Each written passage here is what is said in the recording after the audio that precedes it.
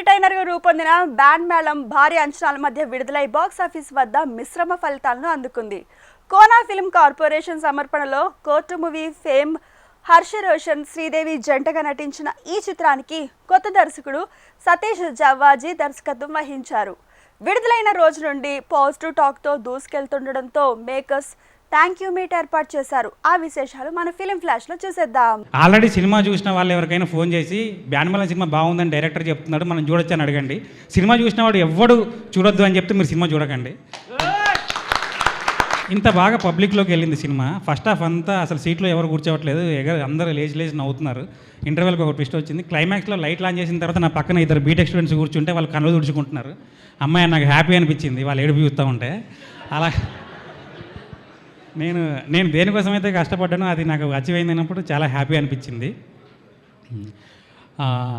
కోనా గారు ఆయన ఈ సినిమా రాయలేదు, ఆయన ఈ సినిమా తీయలేదు. ఆయన కష్టపడి ఆయన సంపాదించిన డబ్బులు ఈ సినిమా మీద పెట్టారు. మాలాంటి కొత్త వాళ్ళందరినీ నమ్మారు.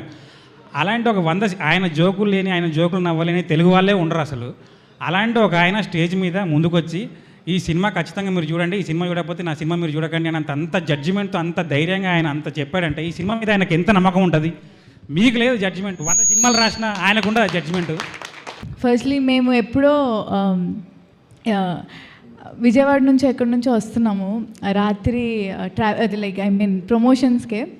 సో రాత్రి 4 అయింది. కారులో మేము పడుకునిపోయాము.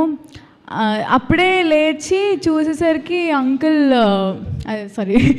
కోన వెంకట్ గారు ఫోన్ చూసి బుక్ మై షో ఓపెన్ చేస్తారు. రాత్రి 4 అయింది.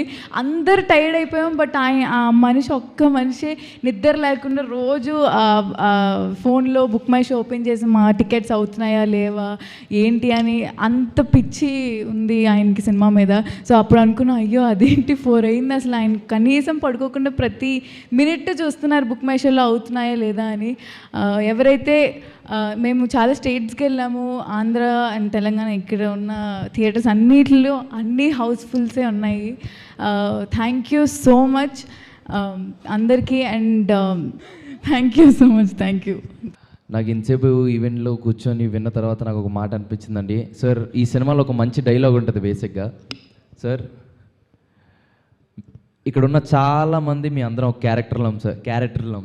క్యారెక్టర్ బట్ మా అందరిని బీకింది మీరు. సో మీ అందరం ఇక్కడున్న చాలామంది ఎప్పటికి మీకు రుణపడి ఉంటాం sir. Thank you so much. నాకు తెలిసి మీరున్న మీ వయసును మర్చిపోయి మా వయసులోకి వచ్చేసి మొత్తం ప్రమోషన్ టూర్లు తిరిగారని అనుకుంటున్నాను సార్. ఒక నాన్నలా చూసుకున్నారు. Thank you so much sir. I love you sir. Thank you. And మా సినిమాని తెలుగు ఆడియన్స్ వరకు చేర్చిన సురేష్ బాబు గారికి చాలా చాలా చాలా థ్యాంక్స్. అండ్ ప్రేక్షకుల వరకు తీసుకెళ్ళిన సురేష్ బాబు గారికి, అంత నమ్మి మా సినిమాని తెలుగు ఆడియన్స్కి తీసుకెళ్ళిన సురేష్ బాబు గారికి చాలా thanks. And coming to music, Aditya మ్యూజిక్కి చాలా చాలా thanks. And thank you meet కాబట్టి థ్యాంక్స్ ఎక్కువ వస్తుంది, sorry. And coming to band మేళం, 24 క్రాఫ్ట్లు కలిస్తేనే ఒక మంచి సినిమా అవుద్ది. సో ప్రతి ఒక్క క్రాఫ్ట్కి 24 క్రాఫ్ట్లకి అందరికీ చాలా చాలా చాలా థ్యాంక్స్. కోన వెంకట్ గారికి హిట్లు, ఫ్లాపులు, లాభాలు, నష్టాలు, ఎత్తులు, పల్లాలు, బాధలు, సంతోషాలు కొత్త కాదు. ఆయన చాలా చూస్తాడు. ఆయన 1996లోనే ప్రొడ్యూసర్ అయ్యాడు. అసలు ప్రొడ్యూసర్గానే వచ్చాడు ఆయన. ఆ తర్వాత ఈ జర్నీలో ఆయన చూడనన్ని ఎత్తులు లేవు, ఆయన చూడలేని లోతులు లేవు, అన్నీ అయిపోయినాయి. సో ఆయన గురించి మనం తర్వాత మాట్లాడుకుందాం. ఈ సినిమా సక్సెస్ డైరెక్టర్కి చాలా అవసరం. ఫస్ట్ డైరెక్టర్కి అవసరం సతీష్ జవ్వాజీకి. I'm very happy for him. ఎందుకంటే నేను చాలా నిర్దాక్షిణ్యంగా ఉండే మనిషిని. ఎందుకంటే ఇక్కడ మన చుట్టాలనో, మన ఫ్రెండ్స్ అనో, మనకు తెలిసిన వాళ్ళనో, మనకి తెలిసిన వాళ్ళని సినిమాలు ఆడవు. సినిమాలు బాగుంటేనే ఆడతాయి, లేకపోతే ఎందుకు ఆడతాయి? ఏమైనా ఆడతాయా? క్రితం సినిమా బాగా తీసాడండి కోన వెంకట్ గారు, ఈ సినిమా చూద్దాం సార్ అయింది అనుకుంటారా? చూడరు ఎవరు. ఈ సినిమా కూడా బాగుంటేనే చూస్తారు. 20 ఏళ్ళ నుంచి వంట చేస్తున్న భార్య ఒకరోజు ఉప్పు తగ్గిస్తేనే తిడతాం మనం. అలాంటిది మనకి ఏమాత్రం సంబంధం లేని వాడు సినిమా తీస్తే బాగోకపోతే చూడం కదా. అలాంటిది ఈ డైరెక్టర్ కోసం నేను వచ్చా. నన్ను కోన వెంకట గారు ఆయన ఆప్తుడిగా నన్ను ఇన్వైట్ చేశారు, కానీ నేను వచ్చింది డైరెక్టర్ కోసమే.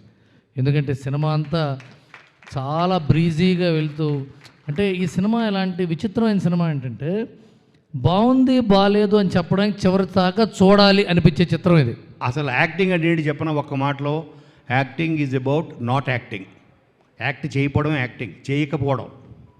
మీరందరూ యాక్ట్ చేయలేదు, జీవించారు. ఆ పాత్రలో మీరు జీవించారు. ఇప్పటికీ నాకు పూజ అని పేరు రాదు, దేవి అంట, అలాగే దినేష్ అంట, అంజీ అంట. అంటే నాకు ఆ పాత్రలు గుర్తున్నాయి తప్ప నాకు వాళ్ళ పేర్లు నాకు ఇప్పటికీ గుర్తులేదు. దానికి కారణం ఏంటి తెలుసా? మీరు ఆ పాత్రలో జీవించారు. అలాగే ఆ గుడ్డి క్యారెక్టర్ చేశారు. కరెక్ట్, రవిరాజు కదా. తను కూడా చిన్న చిన్నవి. అప్పుడు నాకు ఆ బ్లాక్ ఆ కళ్ళద్దాలు పెట్టినప్పుడు తాను కళ్ళు మూసుకుని చేసేవాడు అనిపించింది నాకు. అవునా? కళ్ళు మూసి చేశాడు. ఎందుకంటే నా బాడీ లాంగ్వేజ్ చూసి అర్థమైపోయేది నాకు. ఇతను ఏంటి తడుపుకోవడంలో ఎవరి పర్ఫెక్షన్ నెక్స్ట్. అలాగ ప్రతి వాళ్ళు ప్రాణం పెట్టారు. ఓకే, మీరు పడిన కష్టం వృధా పోదు. మిమ్మల్ని కోన వెంకట గుర్తించాడు, మిమ్మల్ని పరిచయం చేశాడు. మిమ్మల్ని రేపొద్దున ఇండస్ట్రీ గుర్తిస్తుంది, 100 మంది డైరెక్టర్లు గుర్తిస్తారు, మీకోసం క్యారెక్టర్లు రాస్తారు. ఓకే, మిమ్మల్ని ఈసారి మీకు ఆడిషన్తో పని లేదు. నువ్వే సినిమా చేసావంటే బ్యాండ్ మేళం అని చెప్పండి చాలు. అదే మీ ఆడిషన్, అదే మీ విజిటింగ్ కార్డ్. అది చాలు మీ విజిటింగ్. బ్యాండ్ మేళంలో నేను పలానా దేవి అని చెప్పు చాలు నువ్వు.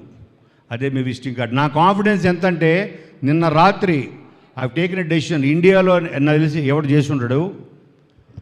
నిన్న రాత్రి డెసిషన్ తీసుకుని ఒక టైటిల్ రిజిస్టర్ చేసి మళ్ళీ ఒక మరాఠీలో మళ్ళీ ఒక 5-6 డేస్ దీన్ని మళ్ళీ షూట్ చేయాలని సాయి కుమార్ గారితో మాట్లాడి, అలాగే రోషన్ శ్రీదేవితో కూడా మాట్లాడి మళ్ళీ దీనికి ఒక 5-6 డేస్ షూట్ చేసి October 16th మేము మళ్ళీ మరాఠీలో ఈ సినిమాని రిలీజ్ చేయబోతున్నాం. It is going to be Marathi version.